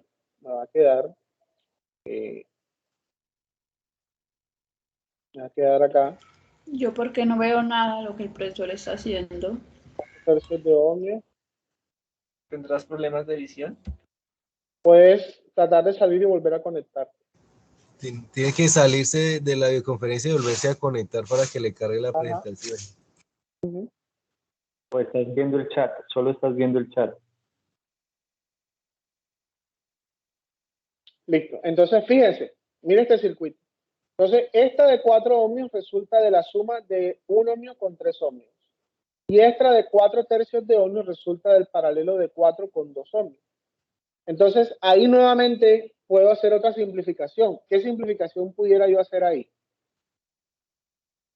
4 tercios de ohmios con 4 ohmios, un paralelo. Un paralelo. Entonces, al yo hacer este paralelo, el circuito se va a reducir. No lo voy a hacer, pero lo voy a mostrar para ya terminar mi parte y darle paso al profesor, que ya el tiempo nos apremia. Sí, profesor, si alcanzamos, la web la terminamos a las 8. Ok. Avanzamos hasta las 8, hasta donde podamos. Y si tenemos que hacer una segunda parte de la web, la hacemos para completar el tema de leyes de Kirchhoff. ¿Listo? Listo, sí, señor. Listo. Entonces, acá tenemos 3 ohmios y acá vendría quedando el resultado del paralelo entre 4/3 y 4. Y ese resultado, dígame. Qué pena. Pues ahí también se podría hacer en serie entre 3 ohmios y 4/3. No se puede hacer serie entre 3 ohmios y 4/3. ¿Quién me dice por qué no? ¿Por qué yo no puedo hacer la serie entre 3 ohmios y 4/3? Porque siempre es porque tiene un nodo compartido. Derecha a izquierda para terminar la fuente. Correcto. ¿Por qué? Porque este nodo que está acá está compartido con este elemento. ¿Sí? Entonces, como este nodo está compartido con este elemento, ellos no están en serie.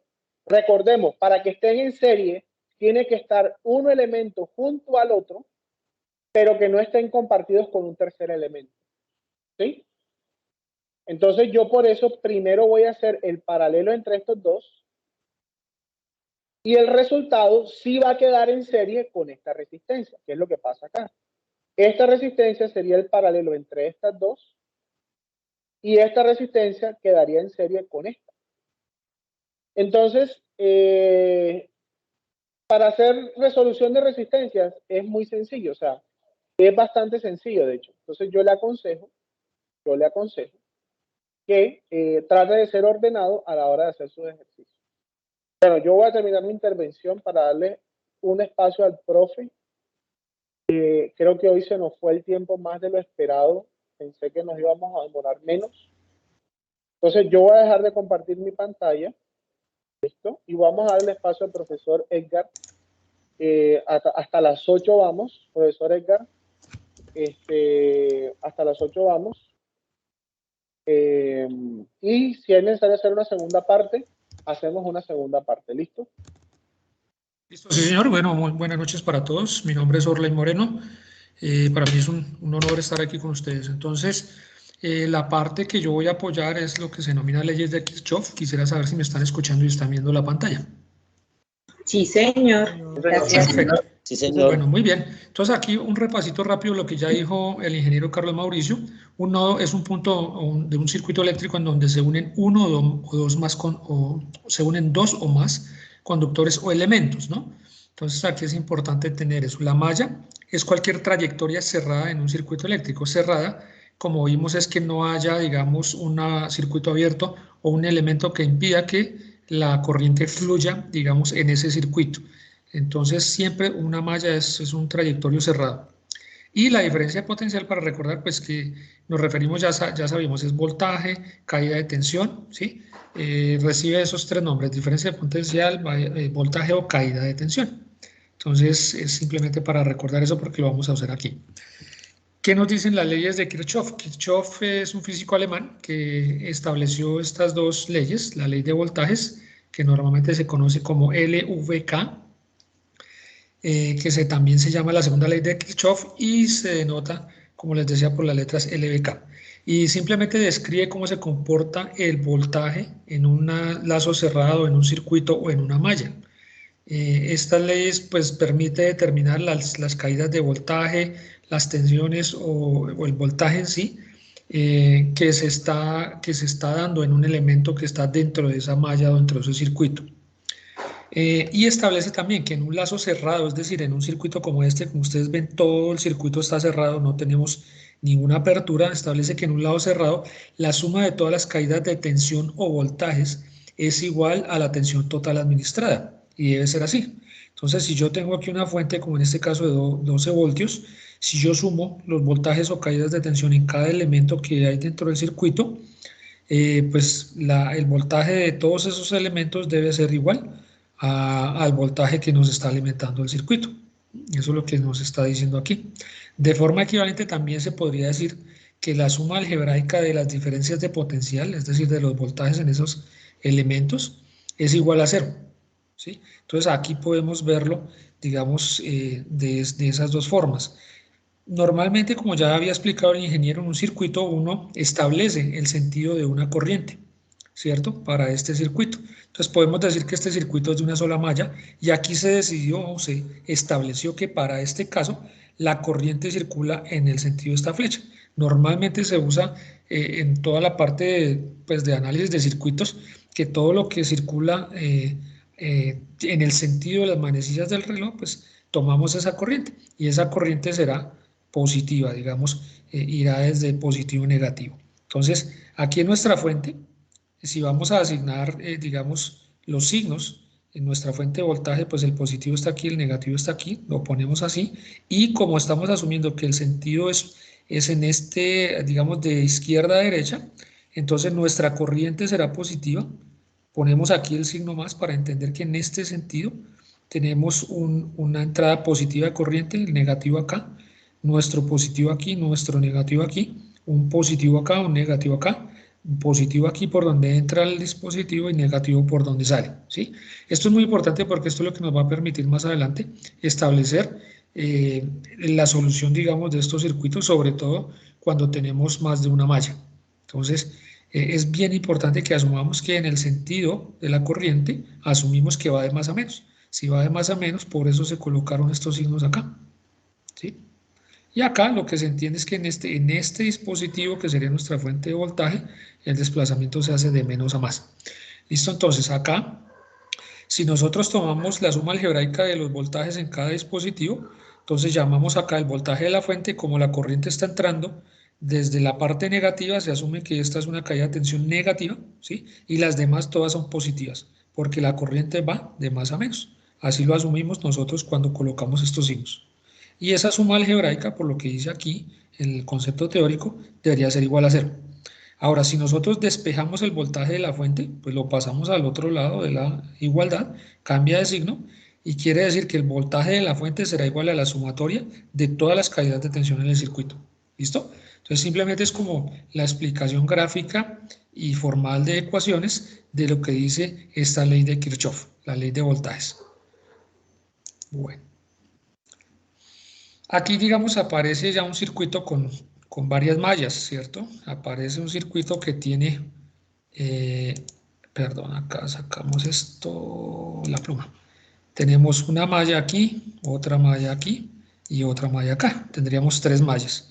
Entonces, digamos acá, los pasos recomendados para resolver este tipo de ejercicios en los que se pide aplicar la ley de voltajes de Kirchhoff en cada malla y determinar la caída de tensión en la resistencia R3.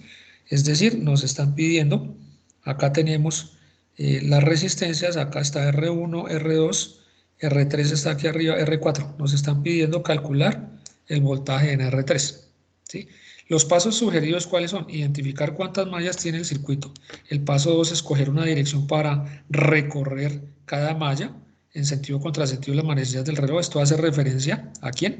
A la corriente, ¿sí? Nosotros tenemos que definir el sentido que va a recorrer la corriente en cada malla. Luego, aplicar la ley de voltajes de Kirchhoff en las mallas, ¿cierto? Paso 4, sacar las ecuaciones en cada malla, que las ecuaciones nos van a permitir hallar pues, los voltajes, corrientes y resistencias si no las conocemos, y resolver el sistema de ecuaciones por cualquier método deseado. Esta parte es una parte que se resuelve matemáticamente dependiendo la cantidad de ecuaciones y variables que tengamos y que ustedes de pronto ya vieron en otros cursos, ¿listo? Entonces es simplemente la forma o los pasos. Se recomienda que ustedes sigan estos procedimientos indicados aquí para desarrollar los ejercicios en orden. Entonces, bueno, vamos a ver cómo abordamos ese ejercicio. Entonces nos dicen, primero identifiquemos cuántas mallas tiene el circuito. Pues ya vimos que una malla es un circuito cerrado, ¿no? Entonces aquí podemos ver claramente que aquí tenemos uno, aquí tenemos otro circuito y aquí tenemos otro. Entonces tenemos 3 mallas, las debemos nombrar pues por orden. Se sugiere nombrarlas malla 1, malla 2 y malla 3. ¿Listo? Luego definimos la dirección de la corriente en cada malla. Entonces, si arrancamos aquí, vamos a definir en la malla 1 una corriente, pues la vamos a llamar I1, que es esta, y definimos que esa corriente se desplaza o se mueve dentro de esta malla en el sentido de las manecillas del reloj, ¿cierto? Si nosotros decimos, como vimos en el ejercicio anterior, que ese es el caso, que la corriente sigue este recorrido, ¿cierto? Entonces vamos a ver ¿Cómo entran nuestros dispositivos para esa malla? Aquí nos dicen, determine los signos. Defina la dirección y determine los signos en cada dispositivo. Entonces, si dijimos que nuestra corriente se desplaza aquí, quiere decir que en este dispositivo está entrando por el lado positivo y sale por el lado negativo. Por eso colocamos más menos. Acá, para esta resistencia, igual. Seguimos el sentido más menos, por eso lo colocamos más menos. Y aquí pues está nuestra fuente de voltaje. Ahora, pasamos a la malla 2, igual, ¿cierto? Acá, para la fuente de voltaje, en este caso, pues está más menos. Para esta resistencia va más menos, solo defino, ¿sí? Para esta resistencia R2 también defino el más menos acá. Y para esta resistencia 3, si ustedes se dan cuenta aquí, perdónenme un segundo, voy a tratar de borrar esto para poderlo ver bien acá. Esta es una malla, o es un elemento mejor, que está compartido entre dos mallas. Aquí. Y aquí es donde hay que tener mucho cuidado. ¿Por qué? Porque por este elemento, por esta resistencia 1, está fluyendo la corriente de la malla 1 más la corriente de la malla 2. Por eso aquí en la malla 1, el sentido que tiene la corriente es este, entra por más y por menos. Pero para el mismo elemento, en la malla 2, la corriente está fluyendo en sentido contrario. Por eso mi más va aquí y mi menos va aquí para esta malla. Y tengo que tener y hacer esa diferenciación porque, digamos, desde el punto de vista eléctrico hay que tenerlo así, ¿no? Hay dos corrientes interactuando y de acuerdo a los sentidos que yo asumí, van en contrasentido esas corrientes, ¿no? Entonces es importante aquí.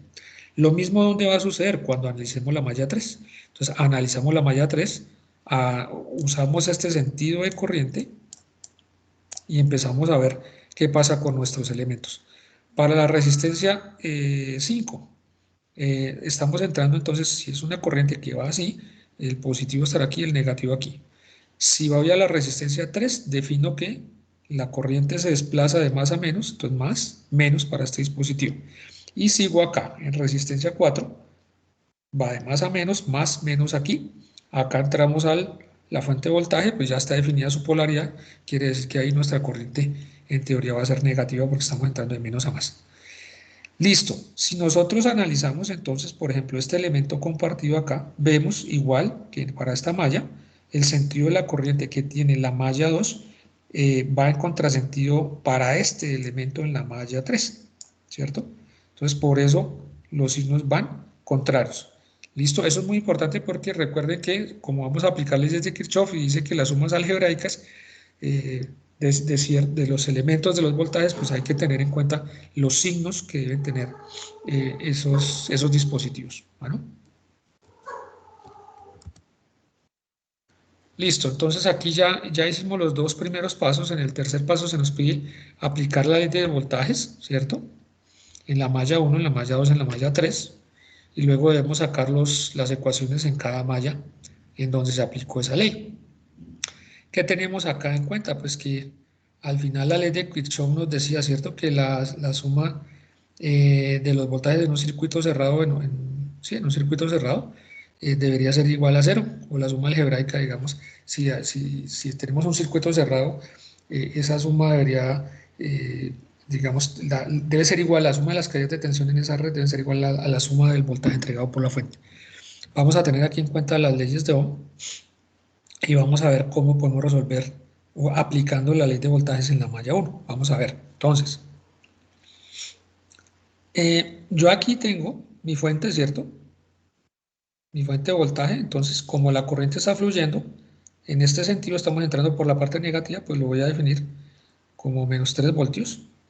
Luego voy a buscar el voltaje o caída de tensión en la resistencia 5, ¿cierto? Entonces, para mí, en esta resistencia 5, si lo hago para la malla 1, la caída de tensión es I por R, ¿cierto? Yo voy a decir el voltaje, que es corriente por resistencia. Entonces, mi corriente, ¿cómo se llama aquí? I1, acá está, la pongo acá. Y mi resistencia es 8 ohms, aquí la tengo.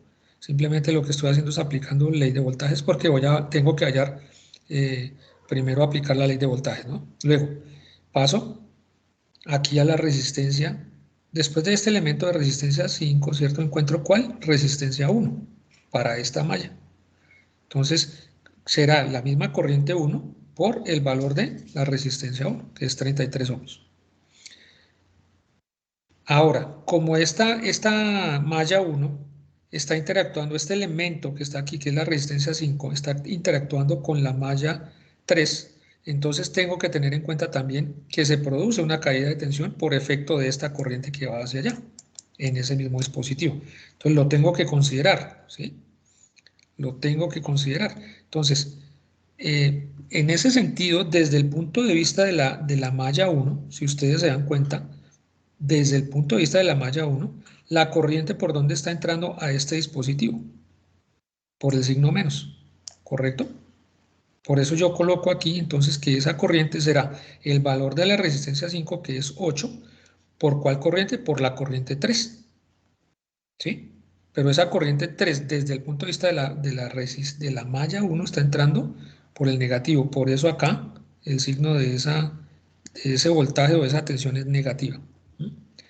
Ahora, si nos pasamos aquí a esta resistencia 1, esta resistencia también está interactuando entre la malla 1 y la malla 3. Nos falta ver qué pasa en esa interacción con la malla 3. Entonces, la corriente que está entrando aquí, que es la corriente 2, ¿sí? ¿Cómo afecta a este dispositivo? Está entrando desde el punto de vista de la malla 1, si lo vemos acá, por nuestro signo negativo. Quiere decir que para esta malla, esta corriente es negativa y estaría entrando como I2, que es esta acá, por el valor de la resistencia 1, que es 33 ohms. ¿Listo? Por eso acá, este signo menos también. Entonces, quisiera preguntarles si esto es claro, porque es muy, muy importante que estos conceptos realmente queden suficientemente claros para que no haya errores, digamos, de tipo algebraico, ¿sí? El error algebraico, pues, es el signo y, pues, eso nos puede afectar realmente todo el desarrollo de un ejercicio. Entonces, no sé si alguien tiene alguna inquietud, si quedó claro por qué la interacción de los signos, sobre todo en esos que son elementos compartidos en más de una malla. Profe, yo tengo una duda. Señor. Ahí en la corriente 2 usted coloca menos 33 ohmios, pero siguiendo la secuencia de la flecha, entraría por el lado positivo y saldría por el negativo, ¿no? Sí, o sea, ahí se puede presentar esa duda, ¿cierto? Permítame un segundito, no, ya. Ahí se me salió esto acá, es que necesito otra vez volver a la pluma para poder explicar. Su pregunta es referente a la resistencia 1, ¿correcto? Es decir, a este término. Sí, señor. ¿Sí? Corriente 2 con respecto a R1. Sí, mira, lo que pasa es que cuando nosotros definimos la malla 1, definimos el sentido de esta corriente. Y de acuerdo a ese sentido de corriente, definimos los signos de cómo fluye la corriente en cada elemento. Nosotros hablamos de que al principio el ingeniero Carlos Mauricio explicó, nosotros vamos, si asumimos el sentido de las manecillas del reloj, quiere decir que esa corriente va a ingresar o es positiva cuando ingresa a mi elemento, en este caso la resistencia, entonces por eso le puse el más acá, el menos acá. Lo mismo aquí, le puse el más acá y el menos acá. ¿Qué pasa? ¿Por qué tiene un signo diferente aquí? Porque para la malla 2, esta corriente asumimos que llevaba este sentido. Entonces, para este dispositivo, esta corriente va a entrar por más y sale por menos. Ahora, como yo tengo una corriente compartida aquí, en la malla 1 y la malla 2, cuando estoy analizando la malla 1, debo tener en cuenta los signos que yo definí para la malla 1. Por eso, en este caso, el signo es negativo. ¿Por qué? Porque para mi dispositivo definido en la malla 1, la corriente 2 está entrando ¿por dónde? Por el negativo, porque estoy analizándola desde el punto de vista de la malla 1. ¿Sí? No puedo decir que entra por el 2 porque este signo está definido para la malla 2. ¿Esta corriente interactúa para la malla 2? Sí, positivamente, pero interactúa para el mismo dispositivo en relación o con respecto a la malla 1 por el lado negativo del dispositivo, que en este caso es la resistencia 1. ¿Sí es claro? Por eso ustedes ven dualidad de signos acá. En el mismo dispositivo ven un par de signos. ¿Por qué? Porque esos signos se definen para cada malla de manera independiente, pero interactúan cuando yo hago el análisis de cada malla, ¿sí? Por eso me aparece este valor aquí y por eso me apareció este valor acá de I3, ¿cierto? Con respecto a la resistencia 5, porque es el mismo caso. Aquí para la malla 1, la corriente va de más a menos. Sin embargo, para el mismo dispositivo, la corriente 3, desde el punto de vista de la malla 1, está ingresando por el menos. Por eso está este voltaje o esta caída de tensión aquí lleva el voltaje, el signo negativo. ¿Sí? ¿Sí quedó claro? Sí, profe, ahí sería como una constante, si elegimos que el sentido de las manecillas del reloj circula en la corriente, la intensidad, entonces siempre sería, en la suma pues de los que interactúan en las diferentes mallas sería negativo, porque pues sería como una constante o... Pues es que depende, digamos, de la configuración de la malla y del sentido que se le da a la corriente de cada malla. Si, digamos, para este caso aplicaría porque definimos en las 3 mallas, se definió el mismo sentido de corriente, ¿no? Pero hay ejercicios probablemente que puedan aparecer en donde digan, no, resuelva el ejercicio asumiendo que en la malla 3 el sentido de la corriente es este. ¿Sí? Digamos, para este caso nosotros definimos estos sentidos de corriente y por eso nosotros mismos asignamos los signos y tenemos que tener cuidado cuando tenemos este tipo de elementos compartidos por varias mallas, por 2 mallas. Okay. Pero entonces pensaría que no lo podemos generalizar porque dependería de la situación, del caso que se nos den. Y como te digo, podría darse el caso de un ejercicio en el que nos apareciera, no sé, en el que el sentido de la corriente es diferente. Te lo digo porque pues yo lo vi, lo he visto y puede ocurrir, ¿no? Hay ejercicios que te dicen eso, esta corriente va así, pero esta puede ir así y la otra va también al contrario, ¿no? Entonces, eso hace que, digamos, el análisis pues se tenga que hacer muy, muy detallado y con mucho cuidado para evitar ese tipo de errores algebraicos. Bueno. Sí, listo. señor. Bueno, entonces, sí, señor. Lo que pasa es que pues, yo ahí no he entendido lo que es la suma de la resistencia. Si usted dice que -3 es por donde entra la corriente, pero lo que yo tengo entendido es que si va -3 y la resistencia es 1, ¿no se sumaría a 3 con la resistencia 1.33? ¿O tiene que tomar solo todos los valores que están dentro de todo el circuito? Sí, acuérdate que lo que estamos es aplicando la ley de Kirchhoff. La ley de Kirchhoff dice que en un circuito cerrado la suma de las caídas, o sea, la suma algebraica de todas las caídas de tensión es igual a 0. Eso es lo que estamos haciendo acá. Si estamos aplicando la teoría, ¿no? Si quieren me regreso aquí más atrás para ver eso acá, ¿sí? Esto es lo que estamos aplicando, ley de voltajes de Kirchhoff. Dice, en un lazo cerrado la suma de todas las caídas de tensión es igual a la tensión administrada o, de forma equivalente, la suma algebraica de las diferencias de potencial eléctrico en un lazo es igual a 0. Por eso se acuerdan que yo les explicaba aquí de dónde salía esto, ¿no? Entonces, realmente lo que estamos haciendo en el desarrollo del ejercicio es aplicar esta teoría. Estamos tomando nuestro ejercicio y vamos a hacer en esta malla, nos dicen que apliquemos la ley de voltajes de Kirchhoff. Entonces nos dicen que la suma algebraica de todas las caídas de tensión en esta malla debe ser igual a 0.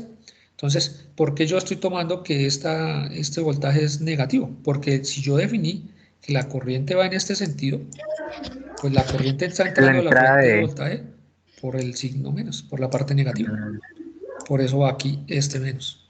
Y le sumo las siguientes caídas de tensión. Acá, como el sentido de la corriente coincide, o sea, yo definí que este es el sentido de la corriente, pues mi lado positivo, o el voltaje, digamos, yo lo definí que el polo positivo estará aquí, el polo negativo acá. Por eso la sumo, ¿sí? Y sumo la siguiente también. Pero las siguientes no, porque ya están compartidas y el efecto que ejerce esta corriente acá se toma con respecto a lo que yo definí para la malla que estoy analizando, que son esto. Esta es la polaridad, digamos, que hay en este elemento. Entonces, esta corriente está entrando a ese elemento con una polaridad negativa, desde el punto de vista de la malla 1. Por eso va negativo acá, y es el mismo caso para la corriente 2, porque yo definí en R1 que la polaridad era menos más. La corriente está entrando por menos más. Por definición, si eso ocurre, pues esa caída de tensión va a ser negativa. O esa corriente, digámoslo así, sería negativa. Entonces eso me afecta, pues obviamente la caída de tensión y va a ser negativa también. Bueno. ¿Sí? ¿Sí respondí a la pregunta? No, ¿O todavía no? Lo que hay que tener en cuenta es en la... que veo el tema, o sea, la verdad no lo conozco, apenas es lo que estoy viendo aquí. Ahí en la suma de las resistencias o del circuito, hay que tener en cuenta con respecto a la malla, en qué flujo de corriente está en la intensidad de la malla 3, por eso está en 8 ohmios la intensidad número 3. Correcto, exacto, sí, porque recuerden que estamos analizando la malla 1, ¿cierto? Estamos analizando la malla 1, miren, LBK en la malla 1, entonces estamos aquí parados. Si yo hago eso, no puedo ignorar el efecto que ejercen las otras mallas en esta malla, y ese efecto se ve a través de la corriente, ¿sí? Porque recuerden, aquí si yo definí yo sé que aquí hay una corriente y yo definí este sentido, pero yo aquí sé que hay otra corriente circulando y definimos ese sentido, que es I3. Entonces, para R5 está actuando la corriente 1 y la corriente 3, ¿sí? Para R1 está actuando la corriente 1 y la corriente 2. Señor. Disculpe, Jairo Arley Coral está haciendo una pregunta y dice: tengo la duda de cómo se define el sentido de la corriente dentro de cada malla. Bueno, yo no sé si me permito contestar. Uno puede suponer un sentido de la corriente dependiendo de la polaridad de la fuente. Pero hay libros que recomiendan hacer una elección como la que está haciendo el profe. Suponer que todas las corrientes van en sentido horario, y cuando se resuelvan las ecuaciones, si la corriente da negativa, quiere decir que el sentido de la corriente era hacia el otro lado. Pero el modelo es tan sólido, tan robusto, que si tú supones que el sentido de las corrientes todo va a horario, cuando las resuelvas, la respuesta o el signo de la respuesta te va a decir el real sentido de esa corriente. ¿Sí me hago entender? Entonces, yo creo que esa es la respuesta. O sea, yo recomiendo que asuman que el sentido de la corriente es horario, y cuando resuelvan su ejercicio, si la corriente le da negativa, eso quiere decir que la corriente va en el sentido contrario. ¿Ya? Eso es lo que nosotros hacemos, y como el modelo, repito, es robusto, te permite hacer esa suposición, y cuando te da la respuesta te dice el sentido donde va la corriente. En respuesta sería al total del circuito. Por cada corriente. A ver, lo que está hablando el ingeniero Carlos Mauricio es, si yo hago eso, obviamente esa corriente puede variar, como se va a ver al final, puede ser negativa o positiva para cada malla, ¿no? Porque igual nosotros vamos a hallar, lo que nos están pidiendo aquí es hallar, digamos, las tensiones, aplicar la ley de voltajes, pero igual nosotros para poder resolver el ejercicio vamos a tener que hallar las corrientes, ¿no? Porque nos están pidiendo una caída de tensión específica que es R3, si no estoy mal, la caída de tensión, ¿sí? A ver. Sí, R3. R3, sí, correcto. Entonces vamos a tener que desarrollar el ejercicio, y para poderlo desarrollar, pues vamos a tener que hallar las variables que nos hacen falta. Para poder hallar esta caída de tensión o voltaje aquí, pues vamos a tener que determinar esta corriente.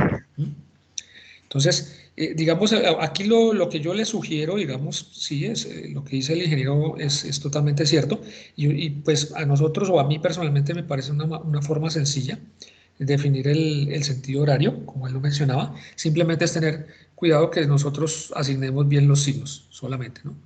Las polaridades en los elementos, y cuando tenemos mallas que comparten elementos, tener en cuenta que cada malla tiene su asignación para ese elemento, y que tenemos, cuando hagamos el análisis, tener en cuenta esas partes que están compartidas, ¿no? Porque hay un efecto que ejercen esas corrientes sobre los elementos compartidos, ¿no?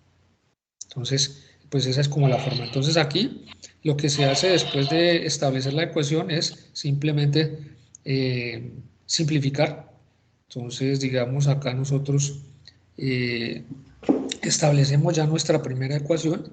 Lo que hacemos es organizar, pasamos 3 voltios al otro lado de la ecuación, y nos quedó pues la otra expresión de la ley de Kirchhoff, que la suma de todas las caídas de tensión en una malla o circuito cerrado debe ser igual al voltaje de la fuente. Ahí se da uno cuenta y coincide, ¿no? Los 3 voltios que se entregan aquí debería ser igual a la suma de estas caídas de tensión. ¿Sí? Perdón, ingeniero, ¿puedo hacer una pregunta? Sí, señora. Donde nos pidieran definir, digamos, R4, entonces en la parte donde queda acá igual a 0, ya seguiría, digamos, ya, o sea, seguiría ahí en la parte de cómo fluye la corriente en R4, ¿sí? O sea, se seguiría con el, digamos acá que entra en negativo a R4. Ya a ver si te entendí la pregunta. A ver, tú me estás preguntando es aquí esta parte, ¿cierto? Exacto, exacto. O De sea, ¿por qué no se R4, ¿qué pasa? continúa? Aquí Por lo es, que esta nos parte sería aquí. Por lo que nos definieron, solo nos pidieron definir R3, ¿sí? Si nos dijeran R4 ya continuaríamos con esa, ¿no? ¿O estoy perdida? No. Lo que pasa es que acuérdate que estamos hasta ahora en la malla 1. En la malla 1, ¿sí ves? Aquí. Estamos aplicando la ley de voltajes de Kirchhoff en la malla 1. ¿Cuál es la zona de influencia de la malla 1? Esto. Por eso aquí todavía no me influye R4 ni R3, porque estoy aquí. Y estoy viendo qué pasa. Claro, este elemento se ve influenciado por la malla 3 y este elemento se ve influenciado por la malla 2, por la corriente, ¿no? Por eso tenemos estos acá, ¿sí? Recuerden que como yo estoy hallando los voltajes, ¿cierto? Porque estoy aplicando la ley de voltajes. El voltaje aquí no solamente es la corriente 1 por la resistencia 5. También hay un voltaje, una caída de tensión que se da por el paso de la corriente I3 por esta resistencia. Por eso aparece por acá I3, ¿sí? Y aquí, en esta parte de la malla, hay una tensión que está dada por I1 con respecto a R1, pero hay una tensión que se genera por la circulación de I2 a través de esta resistencia, ¿sí? Por eso aparece I2 acá. ¿Listo? Entonces, no estamos haciendo sino aplicar ley de Ohm, pero en esta resistencia tenemos que aplicarla 2 veces porque hay 2 corrientes. Es por eso, digamos, que se debe hacer esa excepción allí con esos elementos que están compartidos, ¿sí? No sé si eso permite aclarar un poquito más la cosa. Sí, señor. Muchas gracias. Ok, muy bien. Profe, yo creo que vamos a darle una pausa, vamos a terminar la web. Yo creo que es necesario hacer una parte 2 de la web donde profundicemos más en esto.